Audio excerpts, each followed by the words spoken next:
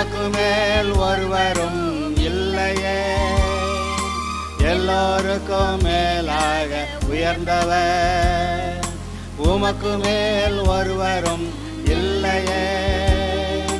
அல்லேலூயா, அல்லேலூயா, அல்லேலூயா, ஆமென்.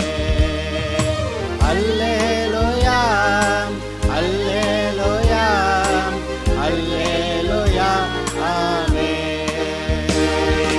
ஒருவரால் சிருஷ்டிக்கப்படாமலே தாமாக என்றென்றும் இருப்பவர். இப்பொழுதும் கூட தேவன் நமக்கு நியமித்திருக்கிற ஓட்டத்திலே நாம் பொறுமையோடு ஓடக்கடவோம் என்று அந்த தலைப்பில் ஒரு சில வசனங்களை பார்க்க போகிறோம். கடந்த செய்தியிலே இதை கொஞ்சம் பார்த்தோம். இப்பொழுது எபிரேயர் 12 அந்த முதல் 4 வசனத்தை வாசிக்கிறேன். அதோடைய மொத்த கருத்தில் இல்லை, இப்போக்கு ஒரு வசனம் நம்ம பார்க்க போகிறோம். ஆகையால் மேகம் போன்ற இத்தனை திரளான சாட்சிகள் நம்மை சூழ்ந்து கொண்டிருக்க பாரமான யாவற்றையும் நம்மை சுற்றி நெருங்கி நிற்கிற பாவத்தையும் தள்ளிவிட்டு விசுவாசத்தை துவக்குகிறவரும் முடிக்கிறவருமாகிய இயேசுவை நோக்கி நமக்கு நியமித்திருக்கிற ஓட்டத்தில் பொறுமையோடு ஓடக்கடவோம். என்னதான் நமக்கு நியமிக்கப்பட்டிருக்கிற ஓட்டத்தில் பொறுமையோடு ஓடக்கடவோம். அவர் இயேசு கிறிஸ்து தமக்கு முன்பாக வைத்திருந்த சந்தோஷத்தின் பொருட்டு அவமானத்தை எண்ணாமல் சிலுவையை சகித்து தேவனுடைய சிங்காசனத்தின் வலது பார்சத்தில் வீற்றிருக்கிறார். ஆகையால் நீங்கள் இளைப்புள்ளவர்களாய் உங்கள் ஆத்துமாக்களில் சோர்ந்து போகாதபடிக்கு தமக்கு விரோதமாய் பாவிகளால் செய்யப்பட்ட இவ்விதமான விபரீதங்களை சகித்த அவரையே நினைத்து கொள்ளுங்கள். பாவத்துக்கு விரோதமாக போராடுகிறதுல ரத்தம் சிந்தப்படுத்தக்கதாய் நீங்கள் இன்னும் பாவத்துக்கு எதிர்த்து நிற்கவில்லையே. இந்த வசனத்தை வாசிச்சிட்டேன். இதில் நிறையா கொஞ்சம்தான் சொல்லலாம் போல தோணுச்சு. போக நிறைய விவரம் தெரிகிறது. சரி, நமக்கு நியமிக்கப்பட்ட ஓட்டத்தில் பொறுமையோடு ஓடக்கடவோம். நமக்கு நியமிக்கப்பட்டிருக்கிற ஓட்டம், அதை நீங்கள் பாருங்கள். 1 கொரிந்தியர் 9 ஒரு வசனத்தை கூட நான் இப்போ உங்களுக்கு இதை வாசித்தா சம்மந்தப்பட்டதாக இருக்கிறதுனால அது பிரயோஜனமாக இருக்கும். 1 கொரிந்தியர் 9 பந்தயசாலையில் ஓடுகிறவர்கள் எல்லாரும் ஓடுவார்கள், ஆகிலும் ஒருவனே பந்தயத்தை பெறுவான் என்று அறியீர்களா? நீங்கள் பெற்றுக்கொள்ளத்தக்கதாக ஓடுங்கள். சும்மா ஏதோ ஓட்டம் ஓடினேங்க, நான் கூட்டத்தோடு கூட சேர்ந்து ஓடினேங்க இல்லை, ப்ரைஸ் வாங்கணும். அந்த 1, 2, 3 வரணும். இதில் என்ன விசேஷம்னு கேட்டால், கர்த்தர் நியமித்திருக்கிற இந்த ஓட்டத்தை ஓடுறவங்களுக்கு எல்லாருக்குமே பந்தய பரிசு கிடைக்கும். ஓடி முடிக்கணும், பாதியில் விட்டுட்டு போகக்கூடாது, ஓடி முடிக்கணும். நீங்கள் பெற்றுக்கொள்ளத்தக்கதாக ஓடுங்கள். இங்கே பந்தயத்துக்கு போராடுகிற யாவரும் எல்லாவற்றையும் இச்சையடக்கமாக இருப்பார்கள். அவர்கள் அழிவுள்ள கிரீடத்தை பெறும்படி அப்படி செய்கிறார்கள். நாமோ அழிவில்லாத கிரீடத்தை பெறும்படிக்கு அப்படி செய்கிறோம். ஆதலால் நான் நிச்சயமில்லாதவனாக ஓடேன், ஆகாயத்தை அடிக்கிறவனாக சிலம்பம் பண்ணேன். மற்றவர்களுக்கு பிரசங்கிக்கிற நானே ஆகாதவனாய் போகாதபடிக்கு என் சரீரத்தை ஒடுக்கி கீழ்ப்படுத்துகிறேன். அங்கே நமக்கு நியமிக்கப்பட்டிருக்கிற ஓட்டத்தில் பொறுமையோடு ஓடக்கடவோம்னு இயேசுவானவர் எப்படி ஓடினாராம்? தனக்கு முன்பு வைக்கப்பட்டிருந்த அந்த சந்தோஷத்தின் பொருட்டு அவமானத்தை எண்ணாமல் சிலுவையை சகித்து போனாராம். அப்புறம் நீங்கள் இது மாதிரி இன்னும் ரத்தம் சிந்தப்படத்தக்கத அளவுக்கு இன்னும் நீங்கள் பாவத்துக்கு விரோதமாக எதிர்த்து நிற்கலையே. இந்த இயேசுவானவர் தமக்கு விரோதமாய் இந்த ஆளுக செய்த அந்த விபரீதங்களை நினைத்து கொள்ளுங்கள்ங்கிறாரு. ஒரு இடத்துல கொஞ்ச காலத்துக்கு முன்னாடி நீங்கள் எங்கள் அந்த வசனத்தையும் வாசிச்சிட்றேன். எபிரேயர் 10வது அதிகாரம். ஜீவனுள்ள தேவனுடைய கைகளில் விழுகிறது பயங்கரமாக இருக்குமே. முந்தின நாட்களை நினைத்து கொள்ளுங்கள். நீங்கள் பிரகாசமாக்கப்பட்டிருந்த அந்த நாட்களில் உபத்திரவங்களாகிய மிகுந்த போராட்டத்தை சகித்தீர்களே. நிந்தைகளாலும் உபத்திரவங்களினாலும் நீங்கள் வேடிக்கையாக்கப்பட்டதுமல்லாமல் அப்படி நடத்தப்பட்டவர்களுக்கு பங்காளிகளுமானீர்கள். நான் கட்டப்பட்டிருக்கையில் நீங்கள் என்னை குறித்து பரிதபித்ததுமன்றி பரலோகத்தில் அதிக மேன்மையும் நிலையுள்ளதுமான சுதந்திரம் உங்களுக்கு உண்டென்று அறிந்து நீங்கள் ஆஸ்திகளையும் சந்தோஷமாய் கொள்ளையிட கொடுத்தீர்கள். ஆகையால் மிகுந்த பலனுக்கு ஏதுவான உங்கள் தைரியத்தை விட்டுவிடாதிருங்கள். கர்த்தர் நியமித்த ஓட்டம். அப்புறம் இங்கே பந்தய சாலையில் ஓடுகிறவர்கள் எல்லாவற்றிலும் அந்த இச்சை அடக்கமுள்ளவர்களாக இருந்து தங்களுடைய சரீரத்தை கட்டுப்படுத்தி கொள்ளுகிறார்கள். அவங்க 1 2 3 ப்ரைஸ் தான் வாங்குவாங்க. ஆனால் கர்த்தர் உங்களுக்கு நியமித்திருக்கிற ஓட்டத்தை ஓடும்போது எல்லாருமே அந்த ஜெயத்தை, அந்த 100க்கு 100 ஃபஸ்ட் ப்ரைஸ் மாதிரி வாங்கிறதுக்கு கர்த்தர் ஏற்பாடு செய்திருக்கிறார். ஆதலால் நான் ஆகாயத்தில் அடிக்கிறவனாக சிலம்பம் பண்ணேன், பிரசங்கிக்கிற நானே ஆகாதவனாய் போகாதபடிக்கு என்னுடைய சரீரத்தை ஒடுக்கி கீழ்ப்படுத்துகிறேன் அப்படின்னு பவுல் சொல்கிறத நீங்கள் கேட்குறீங்க. ஒரு இடத்துல லோத்தின் மனைவியை நினைத்து கொள்ளுங்கள் அப்படின்னு கர்த்தர் சொல்லியிருந்தார். அது இயேசுவே சொன்னார். லோத்தின் மனைவி என்ன செஞ்சாலும் திரும்பி பார்த்தாலும் அந்த இடத்த விட்டுட்டு வந்துட்டோமே, மனசு இருதயம் அங்கே போயிடுச்சு, அப்படியே உப்பு தூணானாள் அப்படி போட்டிருக்கு. அப்புறம் நமக்கு கொடுக்கப்பட்டிருக்கிற ஓட்டத்திலே பொறுமையோடு ஓடி ஓட்டத்தை முடிக்க வேண்டும் என்று கர்த்தர் சொல்லுகிறார். நம்ம விசுவாசத்தில் பலவீனமாக இருக்கக்கூடாது, ஓட்டத்தை ஓடி முடிக்கணும். இந்த இடத்துல இன்னொரு வசனத்தையும் நான் உங்களுக்கு வாசிக்க விரும்புகிறேன். மத்தேயு சுவிசேஷம் 26வது அதிகாரத்தில், மத்தேயு 26ல் முன்னாடியே நிறையா இருக்குது. நான் முதல்ல ஒரு விஷயத்தை மாத்திரம் வாசிக்கிறேன். நான் இப்பொழுது 53வது வசனம். நான் இப்பொழுது என் பிதாவை வேண்டிக் கொண்டால் அவர் 12 லேகியோனுக்கு அதிகமான தூதரை என்னிடத்தில் அனுப்ப மாட்டார் என்று நினைக்கிறாயா? அப்படி செய்வேனானால் இவ்விதமாய் சம்பவிக்க வேண்டும் என்று எழுதியிருக்கிற வேத வாக்கியங்கள் எப்படி நிறைவேறும்? இது கொஞ்சம் நமக்கு என்ன வருது, பிரச்சனை என்ன உடனே ஐயோ ஆண்டவரே இந்த பிரச்சனையை தீர்க்கணும், ஐயோ ஆண்டவரே இந்த பிரச்சனையை தீர்க்கணும், அந்த பிரச்சனையை தீர்க்கறதுக்காக உபவாசம் போட்டு ஜெபிக்க, இதெல்லாம் நாம் செய்கிறது வழக்கம்.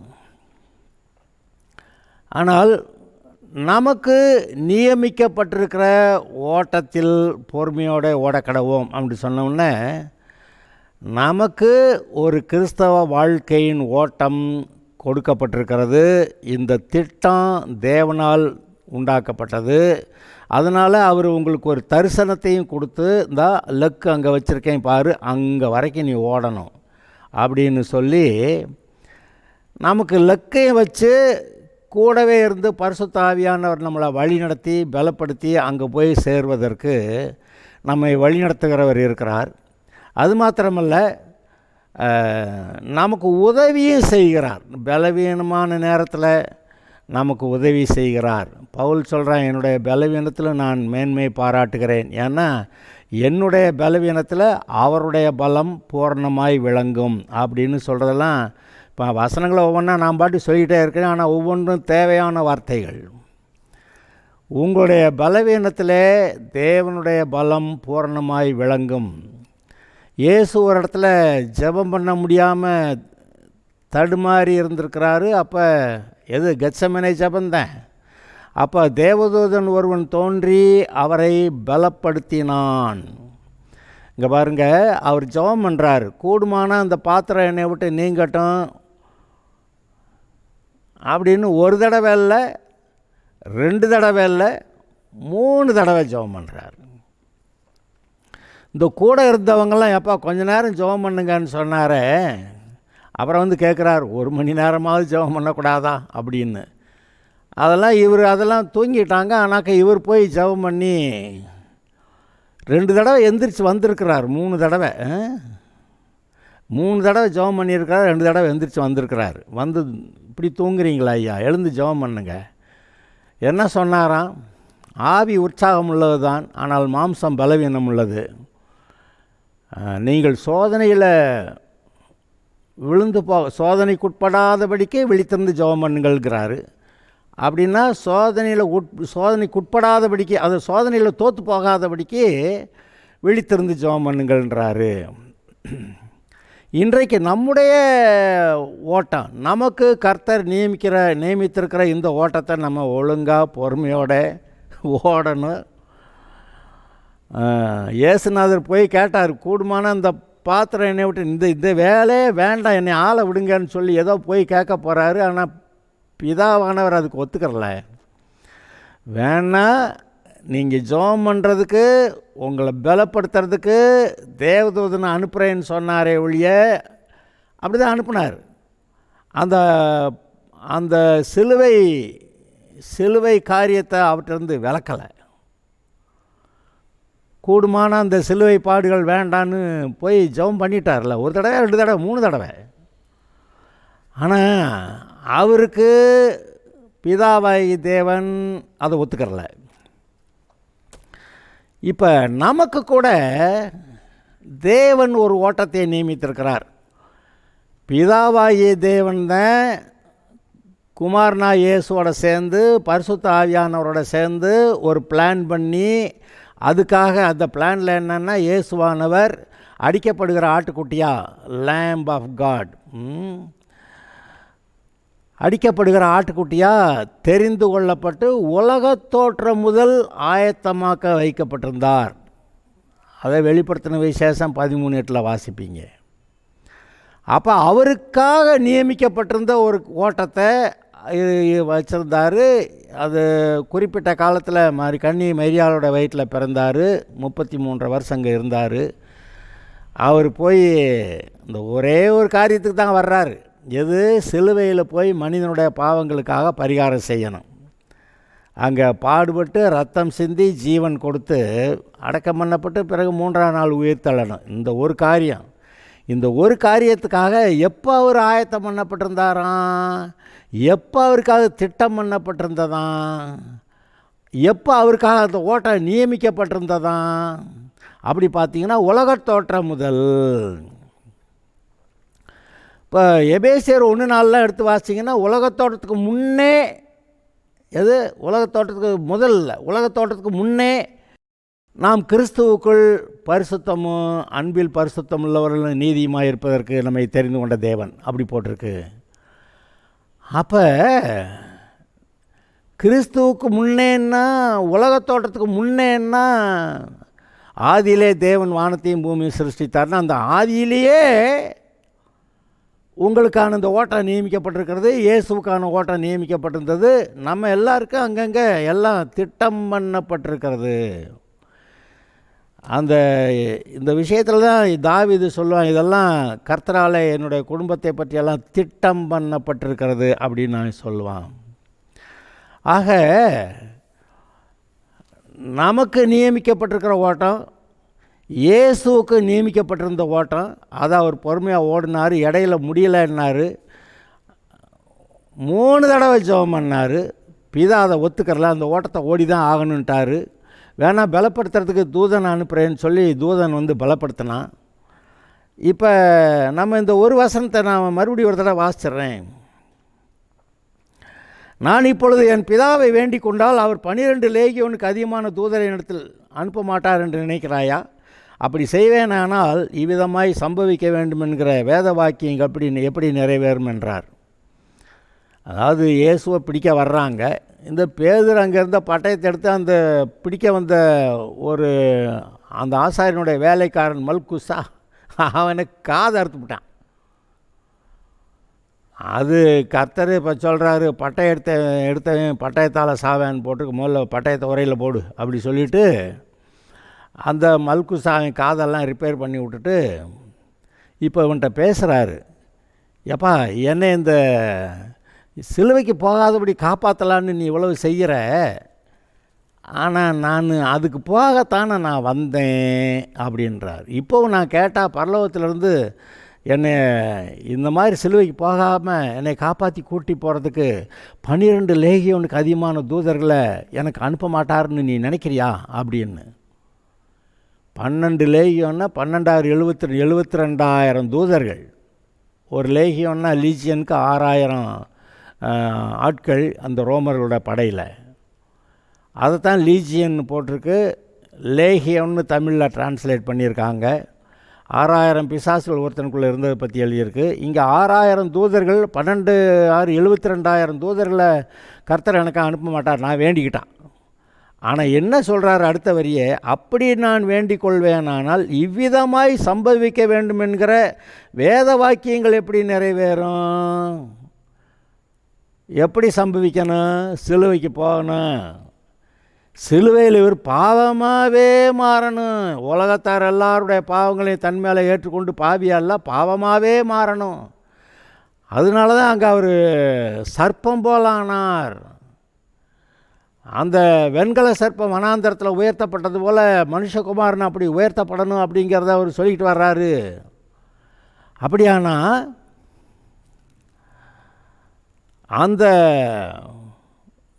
அந்த ஒரு காரியத்துக்கு தானே வர்றாரு. எது? சிலுவையில் போய் உலகத்தார் எல்லாருடைய பாவங்களையும் தன் மேலே ஏற்றுக்கிட்டு இவர் பாவமாகவே மாறி அந்த பாவங்களுக்கான தண்டனையை அனுபவிக்கிறது. அதுதானே செஞ்ச பாவத்துக்கு பரிகாரம். செஞ்ச பாவத்துக்கு பரிகாரம் அது தண்டனை அனுபவிக்கிறது. இந்த விஷயத்தில் என்ன நடந்துருச்சுன்னா, மனுஷர்கள் ஆதாமுடைய சந்ததி தண்டனை அனுபவிச்சா ஆதாமுடைய சந்ததி எல்லாரும் நரகம் போயிடுவாங்க. அது மீட்பு, அது பேச்சுக்காக இடம் இல்லை.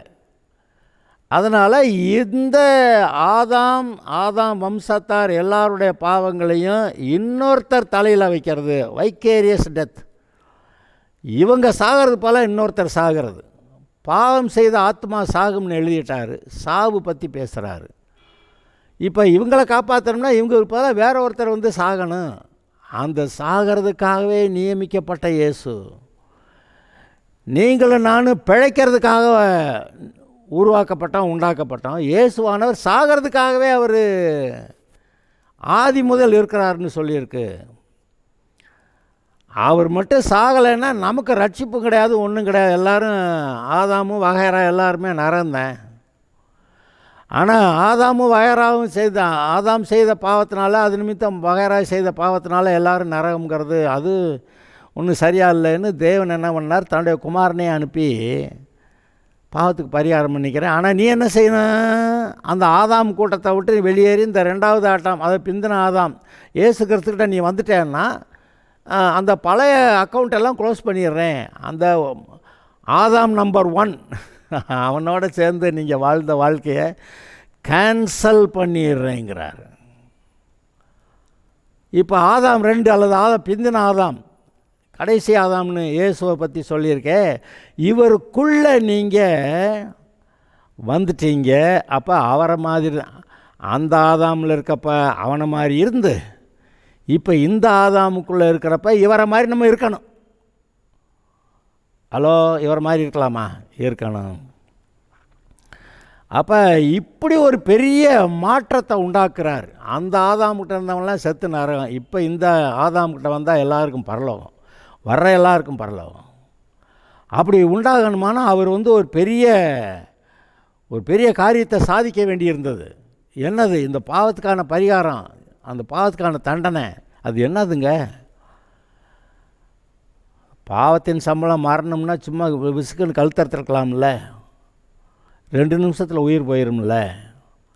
ஆனால் இவருக்கு நியமிக்கப்பட்டிருந்த அந்த ஓட்டம், அந்த ஓட்டத்தில் சிலுவை பாடுகள்.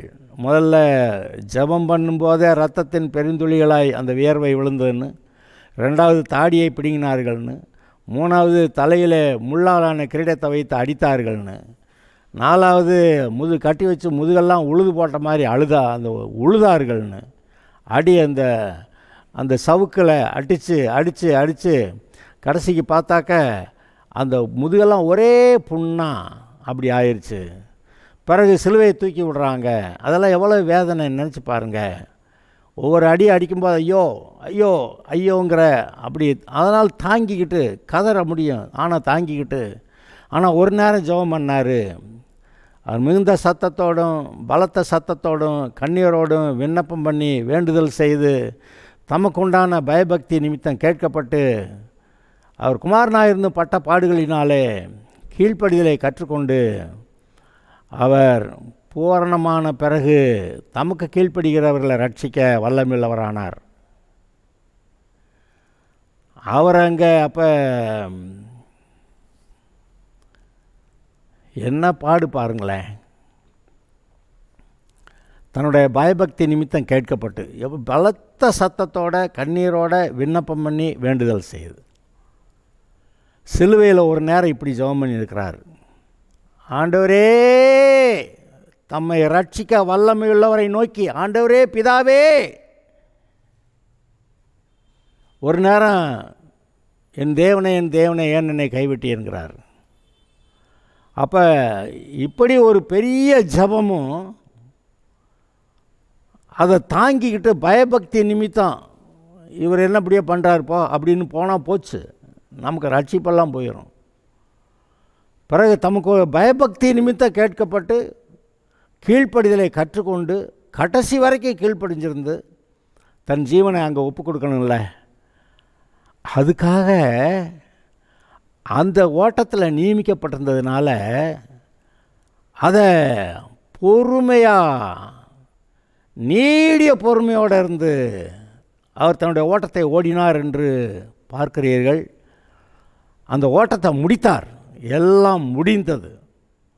எனக்கு பல சமயத்தில் இந்த ஞாபகம் வந்து எதுவும் கொஞ்சம் அரைக்குறை கத்தர் வச்சுட்டாரோ, ஏன்னா நமக்கு போல ஜெபம் பண்ணியிருக்கோம், இந்த பாடு இன்னும் நீங்களே அப்படின்னு நினைக்கிறப்ப கொஞ்சம் பாக்கி வச்சுட்டாரோன்னா, இல்லை முடிந்ததுன்னு ஒரு வார்த்தையை சொன்னார்ல, அது வந்து என்னை ரொம்ப தேற்றம். முடிச்சிட்டாரு, இப்போ நம்ம ஓட்டத்தை ஓடணும். பவுல் என்ன சொல்கிறான், நான் என் ஓட்டத்தை ஓடினேன், விசுவாசத்தின் ஓட்டத்தை ஓடினேன்றான். ஓட்டத்தை முடித்தேன், விசுவாசத்தை காத்து கொண்டேன், இது முதல் நீதியின் கிரீடம் எனக்காக வைக்கப்பட்டிருக்கிறது. அது மட்டும் இல்லை, வேறு யாருக்கும், இதை விரும்புகிற யாவருக்கும் அது வைக்கப்பட்டிருக்கிறது அப்படின்ற. அப்போ அவன் தன்னுடைய ஓட்டத்தை ஓடி முடித்தது. பேதுரு கூட ஒரு இடத்துல சொல்கிறான், நான் தேகத்தை விட்டு பிரிந்து போகிற காலம் சமீபமாயிற்று அப்படின்னு சொல்லிட்டு கடைசியில் ஒரு லெட்டர் எழுதுகிறான். அந்த 2 பேதுரு எழுதுகிறான். அப்போ அவங்க தங்களுடைய ஓட்டத்தை ஓடி இருக்கிறாங்க. நம்மால் பேதுரு வந்து மல்குஸ் காதை அறுத்து விட்டு சண்டைக்கு போய் இயேசு அங்கே சிறைப்பிடித்து போகப்படாதபடிக்கு காப்பாற்றுறேன்னு, அதாவது சிலுவைக்கு போகாதபடி காப்பாற்றுறேன்னு. இப்போ எப்பா போடுற உரையில் போடு வந்து பட்டயத்தை, நான் இதுக்கு தான் வந்தேன், நான் அப்படி வந்து இதுக்காக வந்து இதை செய்யாமல் போனால் எப்படி ஆகும் அப்படின்னு சொல்லி, நான் இதுக்கு தானே வந்தேன், இங்கே போகிறேன் அப்படின்னு சொல்லி அவர் தன்னை ஒப்பு கொடுத்து போகிறார். அது அங்கே ஆரம்பிக்கிற அந்த விஷயம் அடுத்த நாள் அந்திப்பலி செலுத்துகிற நேரத்தில் இவர் தன்னுடைய வேலையெல்லாம் முடித்தேன்னு சொல்லி என் ஆவியை மடத்தில் ஒப்புக்கிறேன்னு சொல்லுற அது வரைக்கும் என்ன உபத்திரவங்கள், அவ்வளவு பாடுகள், முதுகெல்லாம் உழுது போட்டாங்க. பிறகு சிலுவையை தூக்கிட்டு வர சொன்னாங்க. அங்கே சிலுவையில் படுக்க போட்டு கையிலையும் காலிலையும் ஆணி அறைகிறாங்க. எந்த குற்றத்து நிமித்தம்னு தலைமையில் ஒரு விலாசம், தலைமையில் விலாசம் ஒன்று எழுதி வச்சுருக்காங்க. அதை தூக்கி நிறுத்துகிறாங்க.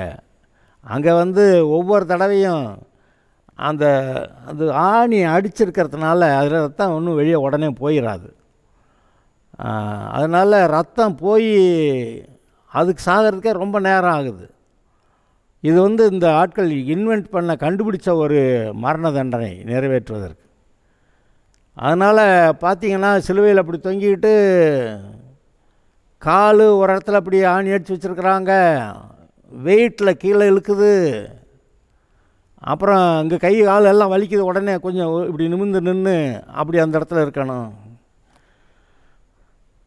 மறுபடியும் வெயிட் இழுக்குது, கை எல்லாம் வலிக்குது, காலுக்கு எப்படி ஒரு மாதிரி இருக்குது, அப்போ இங்கே இழுக்குதேன்னு மூச்சு விட முடியாமல் இருக்கிறப்ப மூச்சு விடுறதுக்காக இன்னும் கொஞ்சம் எம்பி நிற்க வேண்டிய ஒரு நிலைமை வருது. நான் உடனேவா முடிஞ்சிச்சு. இப்படி அவருடைய தழும்புகளாலே நீங்கள் குணமாகிறீர்கள்னு எழுதியிருக்கு. நீங்கள் குணமடைவதற்காக அவர் தந்த கரையத்தை செலுத்தி ஆகணும்னு இருக்குது. இதுக்காக வந்தேன்றாரு. பாவத்தையும் சாபத்தையும் எல்லாத்தையும் நீக்கிறதுக்கு வந்தேன். அவன் செத்தான்ல, இப்போ நான் அவனுக்கு ஜீவன் கொடுக்கும்படியாக வர்றேன். அந்த ஜீவன் பரிபூர்ணப்படும்படியாக வர்றேன். ஜீவனில் 100க்கு இல்லை, பரிபூர்ணப்படும்படியாய். இன்றைக்கு நீங்கள் உங்களுடைய வாழ்க்கையிலே பரிபூர்ணமான வாழ்க்கை, பரிபூர்ணமான முடிக்கிறது, பரிபூர்ணமாக அங்கே ஒரு வைத்திருக்கிற நன்மையை பெறுவது, வெகுமதியை பெறுவது. ஏதோ அவனவனுடைய கிரியைகளுக்கு தக்கதாக நான் அவனவனுக்கு அளிக்கும் பலன்கிறாரு. ஒருத்தன் 90 ஓடி இருப்பான், அதுக்காகத்தாப்பில் பலன் வாங்குவேன். ஒருத்தன் 40 ஓடி இருப்பான், அதுக்காக பலன் வாங்குவேன். அந்த ஓட்டத்தை முடித்தேங்கிறவங்கெல்லாம் இருக்காங்கள்ல. அப்போ இந்த ஓட்டத்தை நமக்கு முடிக்கலாம்ல. நம்ம 100க்கு 90 மார்க் வாங்க வேண்டியதில்லை. இன்றைக்கி ரட்சிக்கப்பட்டிருக்கிறான், பரலோகம் போயிடுவான். ஆனால் கர்த்தருக்காக நிற்கிறது, சாட்சியாக நிற்பேங்கிறது, போதும் ஆண்டவரே உயிரை எடுத்துக்கோங்க அப்படின்னது அப்படியெல்லாம் இல்லை. எலியா ஒரு தடவை கேட்டான், போதும் என்னை எடுத்துக்கங்கன்னு. கர்த்தர் அவனை எடுக்க மாட்டேன்ட்டார். தெரியுமா உங்களுக்கு? அவன் எடுத்துக்கங்கன்னு சொல்லி ஜெபம் பண்ணி ரொம்ப நாள் இங்கே இருக்கிறான். எலிசாவுக்கு ட்ரைனிங் கொடுத்துக்கிட்டு இருக்கிறான். எலியாவின் கைகளுக்கு தண்ணீர் வார்த்த அந்த எலிசா அப்படின்னு அங்கே ஒரு இடத்துல வருதா இல்லையா? அப்போ அந்த எலியா கூட இருந்து அவனுக்கு பணிவிடை செய்து கொண்டு இருக்கிறான். அந்த பணிவிடை செய்கிற அந்த காலத்தில் எலிசாவுக்கு ஒரு பெரிய ட்ரைனிங் கொடுத்துக்கிட்டு இருக்கான். உடனே அவன் போகலை. அப்போ அந்த காலகட்டங்களில் அவன் விரட்டுறா, கொன்னுடுவேன்றா அப்படின்னு சொல்லி ஓடி வந்த இந்த எலியா அங்கே போய் அப்புறம் என்னமோ ஆயிட்டான். நான் என்னுடைய முன்னோர்களை பாட்டிலும் நீதிமான் அல்லன்னு சொல்லிவிட்டு என்னை எடுத்துக்கங்கன்னு சொன்னவன். அதுக்கப்புறமா கர்த்தர் கொஞ்ச நாள் வச்சுருந்தார்.